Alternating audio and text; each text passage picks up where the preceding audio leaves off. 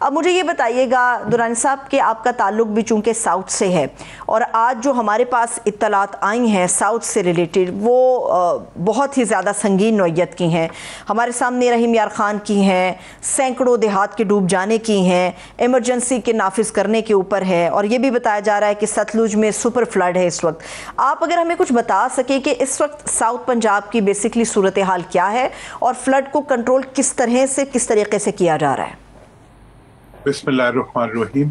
دیکھیں، پہلی بات تو یہ ہے کہ آپ اوپر سے شمال سے شروع ہو جائیں، مغرب سے شروع ہو جائیں اور اب ساؤتھ تک جو ہے یہ پانی مسلسل بارشیں، بلکہ اگر یہ کہا جائے کہ یہ اس خطے کی، پورے پاکستان کے خطے کی تاریخ کی سب سے بڑی کلیمٹی ہے جو کہ ہم آج فیس کر رہے ہیں. اتنا بڑا آبی طوفان، اور جس میں کہ کلاؤڈ برسٹ سے لے کے گلیشیئر برسٹ سے لے کے دریاؤں کی برہمی تک جو ہے ہر چیز شامل ہو چکی ہے.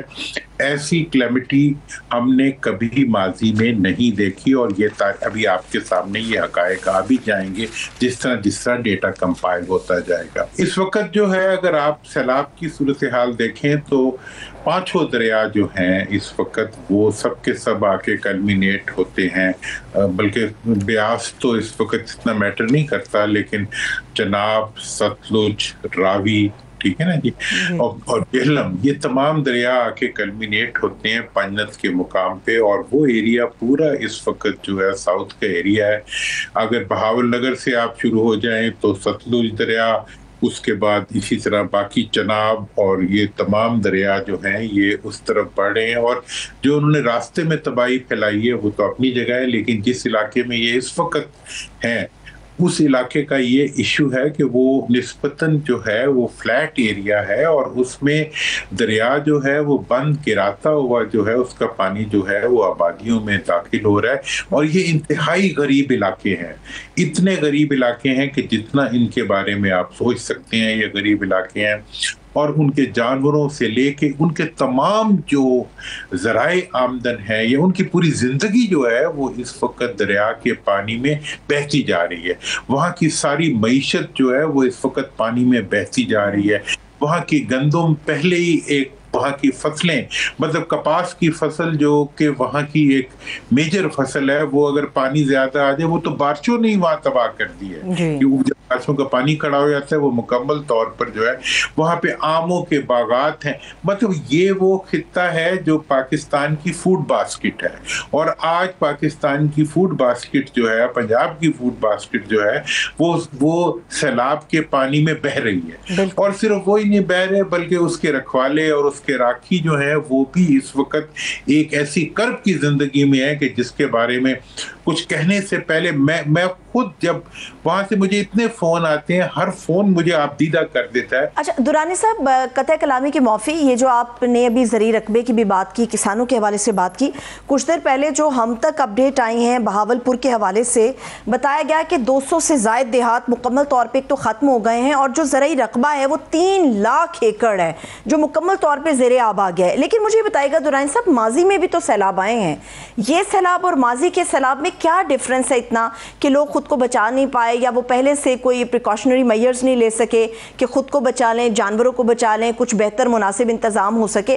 اگر ماضی کے سیلاب جو ساؤتھ کی طرف سے آئے اور اب کا جو سیلاب وہاں پر موجود ہے اس میں کتنا ڈیفرنس ہے؟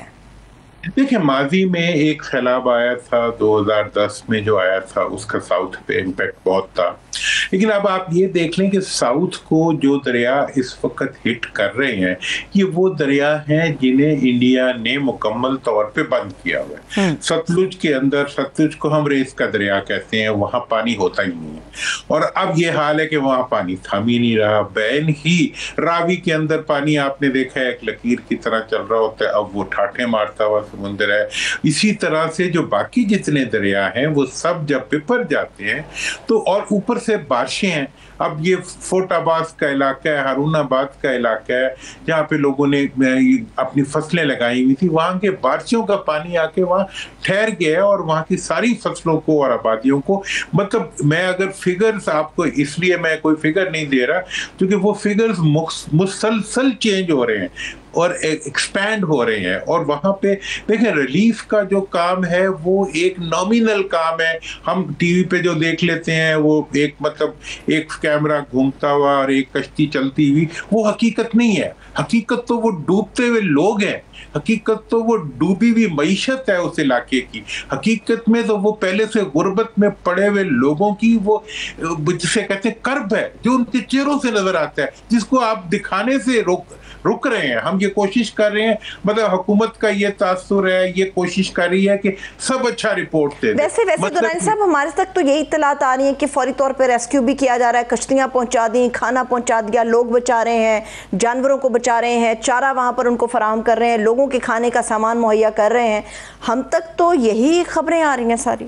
دیکھیں یہ سینکڑوں کلومیٹر کا علاقہ ہے جس میں کہ دریا کی کیفیت بن چکی ہوئی ہے, جس میں لاکھوں لوگ متاثر ہو چکے ہوئے ہیں. ابھی تک مطلب ہزاروں اسکول جس میں ڈوب گئے ہیں, گاؤں جو ہے سینکڑوں گاؤں جس میں ڈوب گئے ہیں. مطلب یہ ہے کہ لوگوں کی جو گندم اور رہی سہی ان کی جو خوراک تھی اور جانور تھے وہ تک اس میں ڈوب گئے ہیں. اور ہم جو دیکھتے ہیں ایک بھاگتی ہوئی کشتی اور اس میں لائف جیکٹ پہنے ہوئے بیٹھے ہوئے لوگ, وہ حقیقت کی دنیا نہیں ہے. حقیقت کی دنیا تو وہاں ہے جو شاید جب ہم اپنی آنکھوں سے دیکھتے ہیں, وہاں سے لوگ ہمیں اپنی ویڈیوز بھیجتے ہیں, اپنی حالت بھیجتے ہیں. تو میں تو اس وقت یہ کہنا چاہتا ہوں کہ یہ ایک تاریخ کی بدترین کلیمٹی ہے جس کو یہ خطہ فیس کر رہا ہے. خدارا اس کو لالی ووڈ کی فلم نہ بنایا جائے بلکہ اس کے کرب کو دنیا تک ٹرانسفر کیا جائے. ہم وہ کرب جس میں سے عوام گزر رہے ہیں, اس کرب کے اوپر ہم چادر ڈال کے دنیا کو جو ہے اس چادر کو دکھانے کی ہم کوشش کر رہے ہیں, جبکہ اس وقت ضرورت یہ تھی کہ پوری دنیا کے اندر, پاکستان کے اندر آنے والی اس کلیمٹی کے بارے میں ہمارے لیڈرز دانت دکھانے کے بجائے, جگہ جگہ ہنسنے کے بجائے اور ایک مطلب ایک ایسا انداز اپنانے کی بجائے جس میں دکھ نہیں ہے.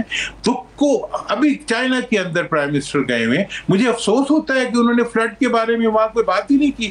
بھئی ہم اس پوری قوم اس وقت ایک دنیا کی بنائی ہوئی کلیمٹی سے گزر رہی ہے. دنیا نے جو کلیمٹی ہمارے اوپر کلائمیٹ چینج کی شکل میں ہمیں جس کی نظر کیا ہے, ہم اس کے اندر پس رہے ہیں. اس پستے ہوئی قوم کی لیڈرشپ جو ہے وہ ہنسی ہوئی لوگوں سے مل رہی ہے اور اپنی بات بھی نہیں کر رہی, اپنے علاقے کے لوگوں کا کرب بیان نہیں کر رہے. تو اس سے تو میرا دل تو دکھتا ہے.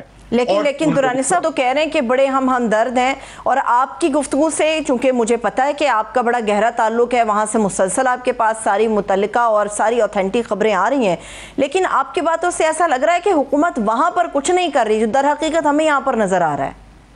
جو حکومت دکھا رہی ہے وہ کر نہیں رہی, وہ ہو نہیں رہا, وہ ہو نہیں سکتا, وہ کر نہیں سکتی.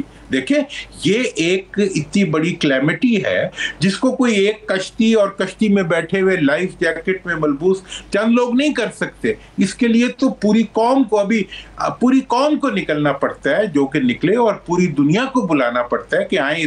اور میں اس موقع پہ یہ تجویز دوں گا, بلکہ میں آرمی چیف سے بھی یہ ریکویسٹ کروں گا کہ یہ اتنی شدید کلیمٹی ہے کہ اس کے لیے فوری طور پر ایک ایمرجنسی پلان کی ضرورت ہے. اس کے لیے ایک ایمرجنسی کی کیفیت نافذ کرتے ہوئے, اور اس میں فوج کو ہمیں نکالنا پڑے گا, ہمیں رینجرز کو نکالنا پڑے گا, اور ہمیں ان کے ساتھ نوجوانوں کو جو یونیورسٹیز میں پڑھتے ہیں اور باقی جگہوں پہ بھی ہیں ان کو بھی نکالتے ہوئے پہلے اس کلیمٹی کو اسیس کرنا پڑے گا. اس کلیمٹی کو چھپانا ہماری ضرورت نہیں ہے. دیکھیں میں آپ کو ایک مثال دیتا ہوں. 2022 میں فلڈ آیا, اس کے اوپر پوری دنیا کو ہم نے اس میں انوالو کیا, اور یو این نے پاکستان کے لیے $15 بلین کی امداد کا اعلان کیا اور پاکستانی حکومت سے کہا گیا کہ آپ اس کے لیے جلد از جلد فیزیبلٹی بنا کے دیں تاکہ یہ اماؤنٹ پاکستانی عوام کو ٹرانسفر کی جا سکے. آپ اندازہ کر سکتے ہیں کہ صرف $3 بلین کی فیزیبلٹیز پاکستان کی حکومت آج تک دے سکی. پاکستان کے غریب عوام کے $11 ارب جو تھے وہ ہم نے ڈبو دیے اپنی نااہلی کے اندھیرے میں. آج کی جو کیفیت ہے، آج پھر ہم ایک کلیمٹی سے گزر رہے ہیں. اس کلیمٹی کی اسیسمنٹ اس وقت بھی صرف UN کر رہا ہے. ہماری حکومت کی طرف سے تو وہ فلمیں آ رہی ہیں جس میں خوبصورت لوگ، خوبصورت شکلیں اور خوبصورت ماحول کے اندر خوبصورت صاف ستھرے بچوں کے ساتھ بیٹھ کے باتوں میں ہم ہزاروں 2 گھنٹے 3 گھنٹے کے یہ ٹی وی کے پروگرام چلا دیتے ہیں. وہ حقیقت کہاں ہے جو میں دیکھ رہا ہوں؟ پھٹے ہوئے کپڑوں والے، جلسے ہوئے چہروں والے، مطلب دھوپ میں جلے ہوئے چہروں والے، ڈوبتے ہوئے جانوروں پہ روتے ہوئے، اپنی فصلوں کے لٹ جانے پہ مرتے ہوئے لوگ جو ہیں وہ کہاں آپ دکھا رہے ہیں؟